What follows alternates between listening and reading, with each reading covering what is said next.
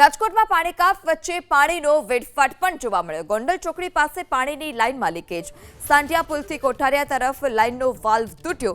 Bypass service road પર હજારો litre પાણીનો વેડફાટ।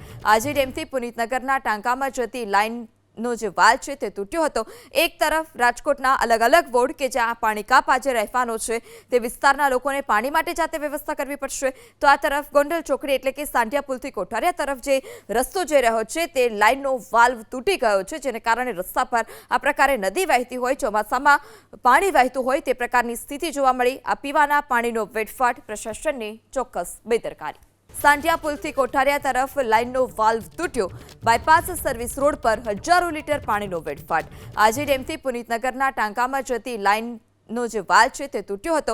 એક તરફ રાજકોટના અલગ અલગ વોર્ડ કે જ્યાં પાણી કાપ આજે રહેવાનો છે તે વિસ્તારના લોકોને પાણી માટે જાતે વ્યવસ્થા કરવી પડશે, તો આ તરફ ગોંડલ ચોકડી એટલે કે સાંઢિયા પુલથી કોઠારિયા તરફ જે રસ્તો જઈ રહ્યો છે તે લાઇનનો વાલ્વ તૂટી ગયો છે, જેને કારણે રસ્તા પર આ પ્રકારે નદી વહેતી હોય, ચોમાસામાં પાણી વહેતું હોય તે પ્રકારની સ્થિતિ જોવા મળી। આ પીવાના પાણીનો વેડફાટ, પ્રશાસનની ચોક્કસ બેદરકારી।